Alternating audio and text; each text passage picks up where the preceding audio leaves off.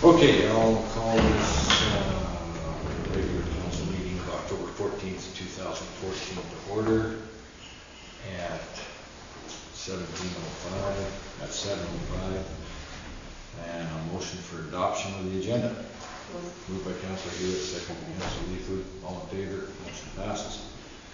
Adoption of the minutes, the regular council meeting 2014-09-30. I'll move that the minutes of the regular meeting of council held 2014-09-30 be adopted.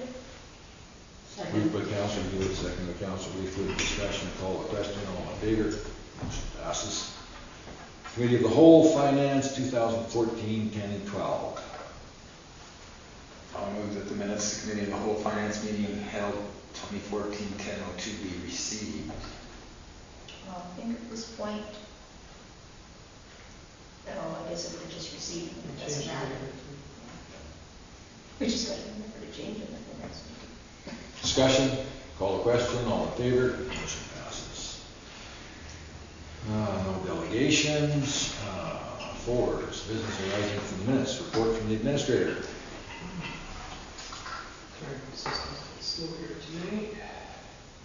Just, why is it slow? I thought we had high speed in here.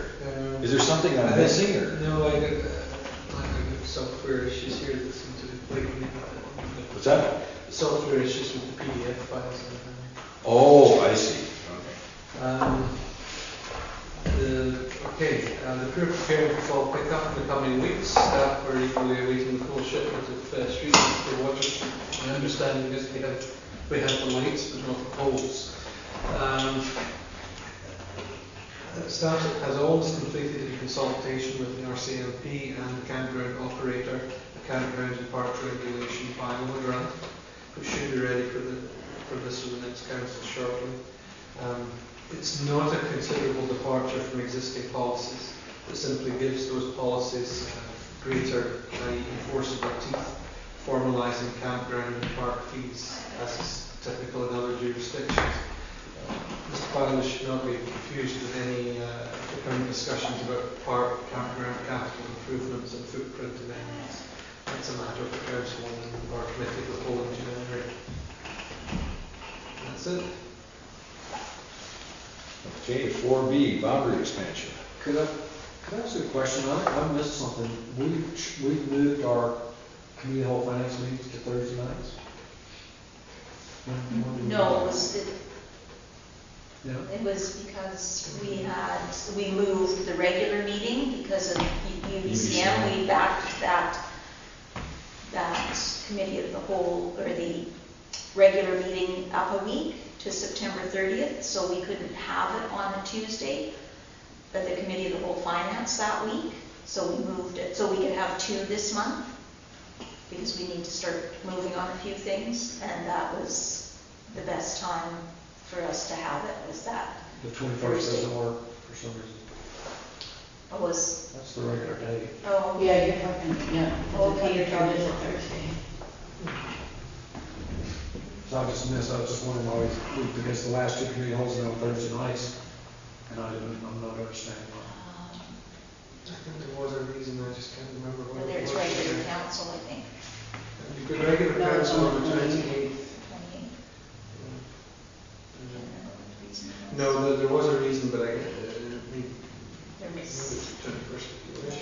Well, I thought we looked at your calendar. We were sitting in your office and looking at the whole calendar. There was some reason that it had to be different. Is the Thursday problematic? I will be here.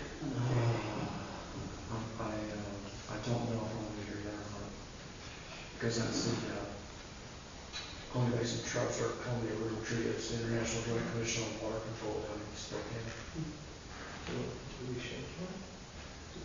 I'm fairly flexible, so actually that spans both those days. So I just didn't know why we were switching to Thursdays, if that was a permanent move or what.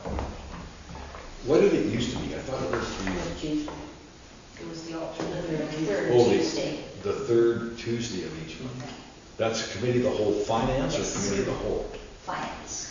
Right, separate from committee of the whole. Yes, that's Yeah, the oh. first Tuesday Yeah, that's what I thought. The committee of the whole is the first Tuesday of every month. Yeah, okay, but the finance committee then got moved to the Thursday, is that correct? Well, why don't we have you look at that and determine what, try and determine what reason we have for the move, so we don't change it just to have to change it once again. The main thing for me is to have, I like having regular nights, makes it way easier to plan, it's not jumping. Oh, it does, but there are times that meetings must move, Yeah, right? well, There's every meeting we've had has been moved. Yeah. One to Yeah, another, well, I so. just didn't know why this one was moved, I don't see any reason to move it. Okay, so just from my understanding, so from now on, committee of the whole meeting will be So there. on the third. I think you Third should Tuesday. go back to Tuesday. Third Yeah. Tuesday. This is just this particular one, it was a Thursday. And that's the committee of the whole finance. Yeah. Okay. Okay, for you, you okay with this, Jim, where we're at on this discussion? I just want to know if we're going to go back to Tuesday nights, I guess is what I'm going, my real question. Okay, 4B, boundary expansion. Okay. Pursuant to section 20 of the Local Government Act, the following resolutions must be approved and submitted to the Minister of Community Sport and Cultural Development. I'll read them out first. The Village of Kaslo has obtained the assent of the electors to petition the Minister of Community Sport, Culture and Development to extend the boundaries of the Village of Kaslo as appeared in the Gazette under the issue of October 2nd, 2014, and in the Gaelic Pennywise under issues of August 5th and 12th, 2014. Second, that all relevant legislative requirements pertaining to a municipal boundary extension in the Local Government Act and Community Charter have been completed. And third, that the parcels approved for inclusion within the Village of Kaslo are as follows. I have to list them all. So if you wish to move forward, those are your three resolutions. Is there a mover? Moved by Councillor Lang. Seconder? Second by Councillor Leafwood. Discussion? Can I just ask? Sorry? I just want to ask, are you moving just one of them or all three of them? All three. Okay. Yeah. Any further discussion? Call the question. All in favor? Motion passes. I'd like to record my vote, please. Okay. On to correspondence. Wood stove exchange. I'll move that participation in the wood stove exchange scheme continue. Second. Discussion? Call the question. All in favor? Motion passes. 4.5B, email from Minister Finley. I read this, I didn't really, why did he even bother?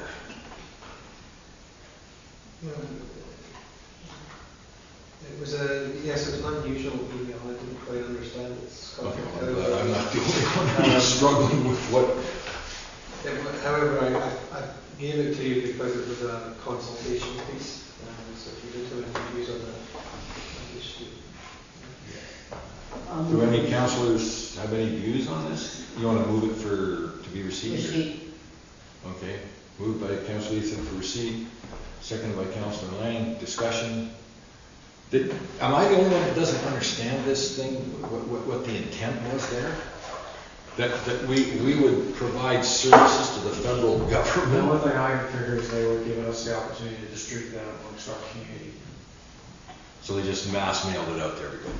That's the only thing I can Ready for the question? Call the question, all in favor? Motion passes. 6, communications for information, circulation package. I do want to pull one for consideration by council. So I'll move to receive all of them. Accept. The letter from Minister of Children and Families. A second. All in favor? Motion passes. So this one was regarding it being Foster Parent Month. And just, I think, I'd like, you know, that they're asking that we recognize October as Foster Family Month. And I know we do have a few foster families in Kaslo who've had children. You know, some have been fostering children for a number of years, and there are some new foster families, or at least one that I'm aware of. And, you know, I think it's a great service, and I would like to move that we recognize October as Foster Family Month. Second by Councilor Leithwood. Discussion, all in favor? Motion passes. Okay, 7A, committee action items. Let's see. That the campground contractor's pad rental is reduced to $100 from October through to March, and that the contract is amended accordingly. This would be the time to make a change, if we're going to make a change, I think. I'll move this resolution. That's what she thinks it is.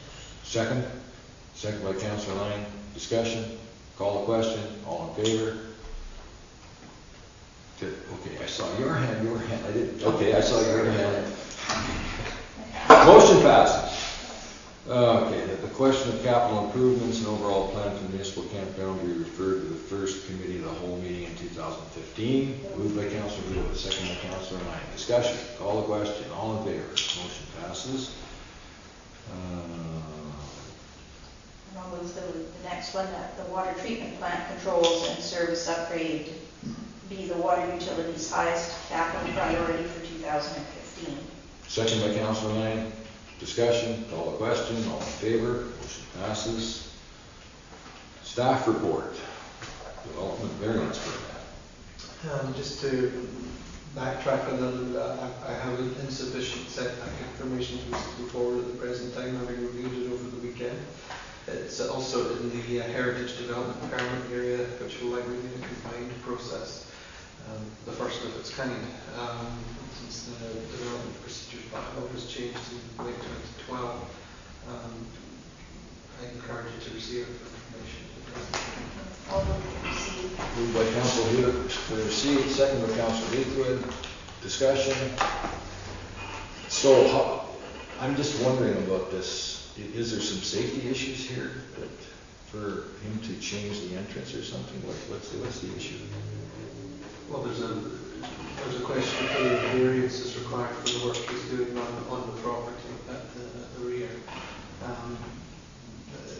It's a fairly standard procedure. He needs a variance permit for that. However, I don't have enough information right now for the public notice. Okay. All in favor? Motion passes. Okay. RDCK Director's Report. No report. Board meeting on Thursday. Verbal reports. None. None. None.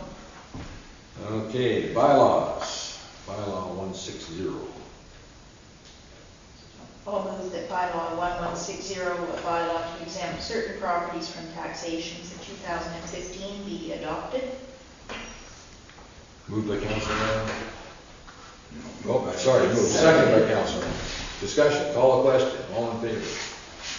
Just backing up a little bit, did that include the community force?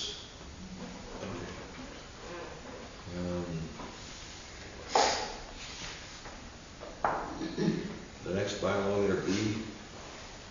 I'll move that bylaw 1161, bylaw to amend bylaw enforcement ticket information, bylaw number 1037, be adopted. Moved by Councilor Leithwood, second by Councilor Holm. Discussion, call a question, all in favor, motion passes. And on to new business, 9A. I'd just like to speak to this. I found these signs very, I mean, I don't mind putting those signs on their property, but somebody driving into town, if they notice that sign, as a tourist, especially Americans, this is what bothers me. And I think the sign should be emergency services, 24/7, phone 911. so they know that there is some mechanism in place to deal with an accident and those kind. And I, quite frankly, I'm just think interior health are just trying to rubber houses in it is the one way to say it. And there's 2 signs there that state that, and no, it's probably correct, but what type of message is that sending to visitors to our community, especially motorcyclists? So I don't know how council feels about that. I just wanted to, and I discussed this with Neil a fair amount, but I just thought the Minister of Health should be aware of the impact that a sign like that has on a small rural community like this. Councilor Hewitt. I just wanted to ask, has there been a meeting of the health committee for them to consider the issue? Because I thought we had discussed it and that they were going to make some sort of recommendation. We were going to ask them to? Yeah, they've not. Okay.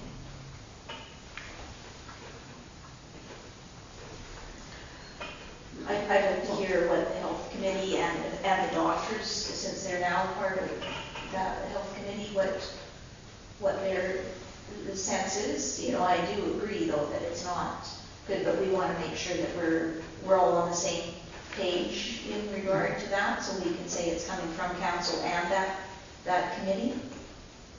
I'll work with them. It's just another delay. See, I don't even know how they got permission to put the sign up. I mean, can they just walk in at any time on their right-of-ways and put a sign up? In the municipality? I guess they can. Or they wouldn't have done it. Councilor Lang. It's on the highway right away though, isn't it? Well, it's just back from the post office, about half a block. If you look, they've got 2 signs there. On A Avenue. On A Avenue, and then further up the hill, just before you get to the hospital, they've got a different sign about, no emergency, or just emergency. I guess it just says emergency services, Monday to Friday, 9 to 5. But let's, would somebody like to move to refer it to the health committee then? Moved by Councilor Lang, second by Councilor Leathwood. Discussion. You got this one. All in favor? Thank you, Councilor. Golf course tree management, Councilor Lang. Yeah. Councilor. I'd like to interject something here. I don't have any concerns about anything nefarious going on or anything strange at all. But I do sort of like following kind of the guidelines that are laid out by the province around and the oath we take around conflicts of interest and things like that.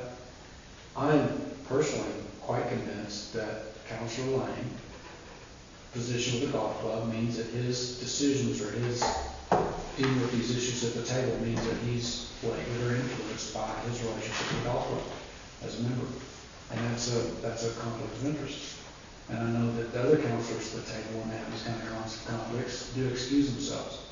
And it's, in this case, I don't think it's obscure or questionable. I think it's a pretty straight up thing. So, and also know on your behalf that basically what the golf club is wanting to do is not going to be, it's not a contentious issue. So I would sort of like, especially now that it's election time and we're fixing to have a new council, that I believe that people are going to start paying more attention to our meetings, especially the new councilors. I think a really good idea if we went ahead and got our ducks in a row and started adhering to the community charter around things like conflict of interest. That's right. Well, I'd like to see AO to comment, but clearly I have no pecuniary statement of interest in the golf course. I do not draw a wage. I'm not an employee of the golf course. I'm not a shareholder in the golf course. I'm simply a member. So I'm struggling with the concept that I'm in conflict. However, having said that, I will exempt myself from the room for the vote if you'll just allow me to make the presentation, and then you guys can vote without me present. And then if that solves the problem, but I still stand to the. I don't think I am in conflict. I honestly don't. Councilor. I mean, I'm not agreeing or disagreeing with you, but Council Lang is also a representative of the village to the golf club. Isn't that right?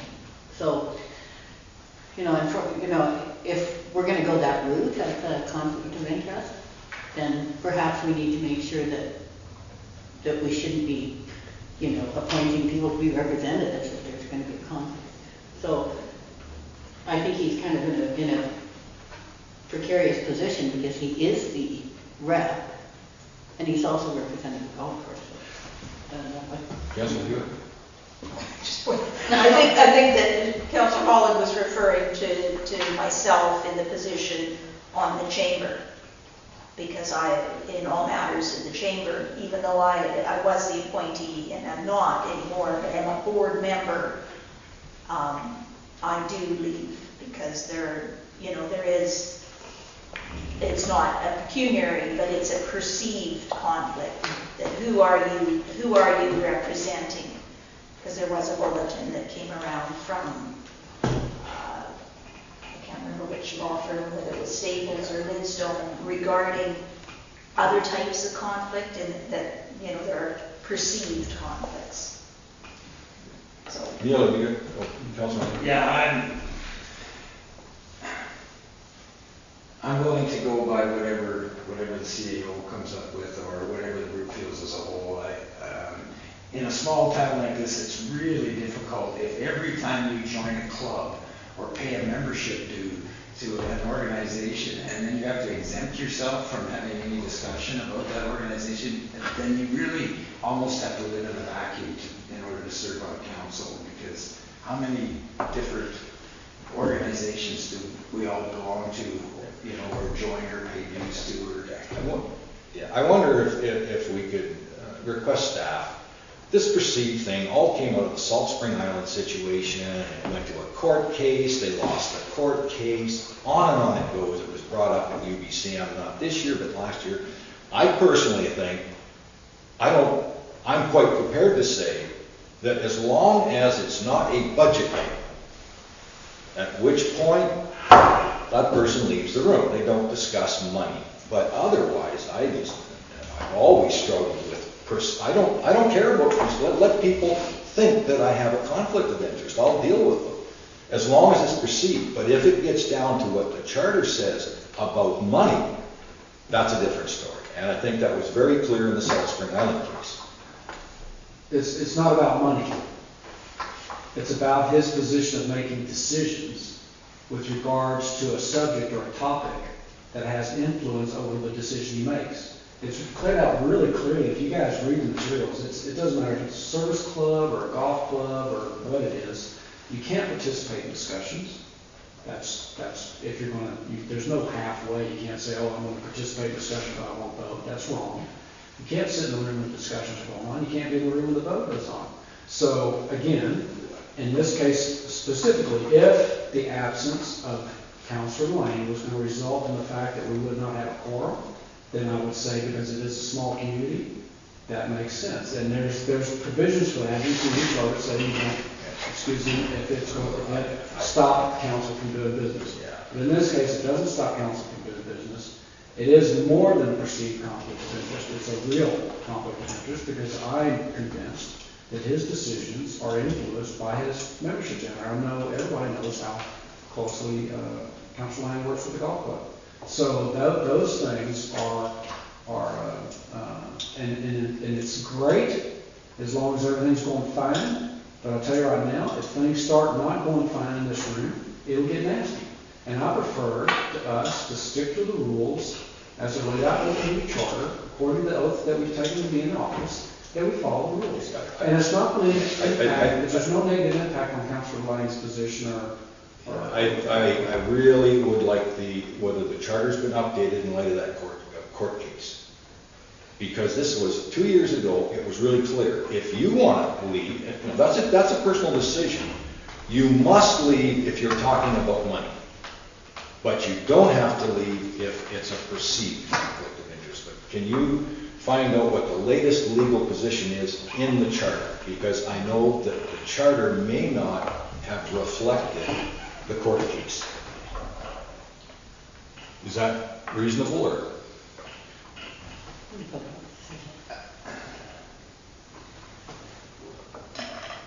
Councillor Lang? Well, I'm prepared to leave the room just to expedite this matter, but then you have no explanation as to what these photos are about. So, and there is some time sensitivity here. So I guess in truth, there should have been a written report attached to the photos so that you could make a decision without me present. But again, I was not anticipating this eventuality because I still strongly feel I'm not in a conflict. So, There's one other aspect here, and again, I am not casting any doubts on what's going on here.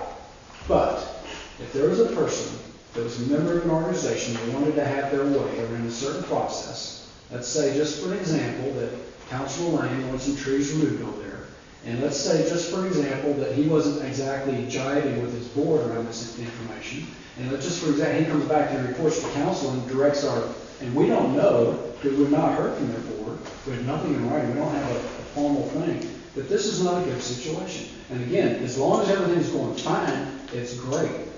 But if things start going sideways or something happens, if the golf club were to write a letter to us and say, hey, what are you doing? We didn't approve those and remove those trees. We're going on information with nothing in writing or know that this information should be coming from a distinct person from council that does not have an interest in the wealth or in the doings of that club or that service club. And that's why they have the conflict of interest law. That's why there's reasons their stuff's there. I think this bears some research. As far as I'm concerned, if Councilor Lang had to come in with a letter from his board, we are authorizing the chair, who's an expert in this or that, to explain to the group why we want this done. That works for me.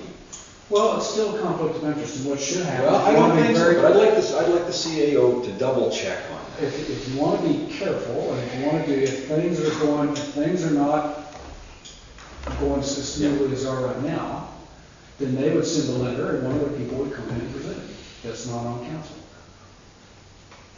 Well, I'd like some direction from the CAO on this. But what do you want to do? Do we want to deal with this? I'm not going to, Council Lane can go there and do whatever he wants to do, but I will, a fair warning that this is, it's election time, and I would prefer that everybody was acting above board because it bears scrutiny.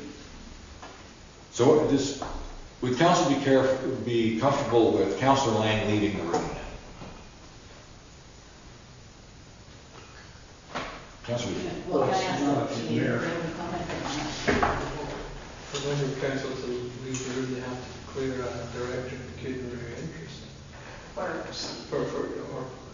That's that's what I declare when Yeah. chamber issues Yeah. come up. So there has to be something perceived, for the record. potential perceived conflict of interest. That's such a nebulous statement. It is. A potential perceived. No, it's actually the fact that your decisions, you're not distinct from the decisions on the table because your association with the organization, it influences your decision making at the table. It's no different than me going into the grocery store and buying a quart of milk from the grocery store and then voting to have Front Street paved. You know what, we could talk about this a long time. I'm sure, all I'm saying is I think Neil hit it on the head. You know, if you want to get this done, then I would suggest you declare what was that fancy term you used there? Potential. A potential perceived conflict of interest. Leave the room and we'll move on. Okay. So your decision. Okay, are you making that statement though for the written record? I suppose. Even though I don't believe it. I don't either. But anyway, are you happy now? Can we move ahead with this? Oh. All right. Good.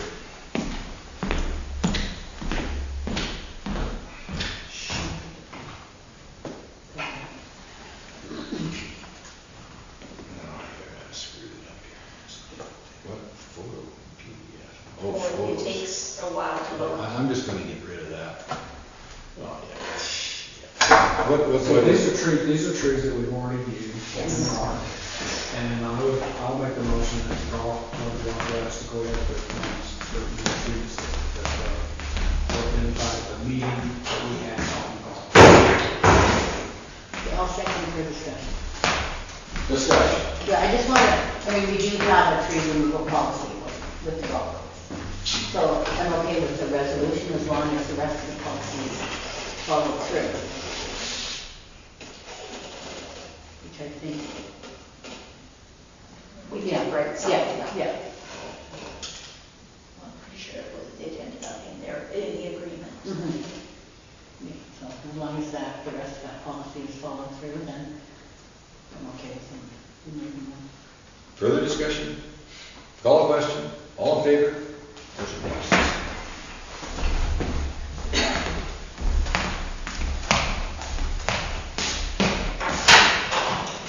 Rob?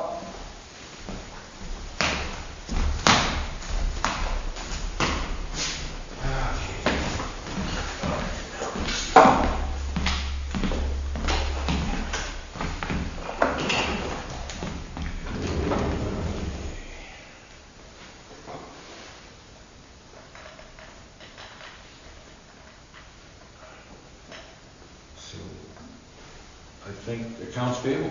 We didn't pay anybody. No, it didn't. I love it. You're sounding like Ray. Keep it in the bank and make 1.5% interest on it. Okay, then I guess, All motion adjourned. very good.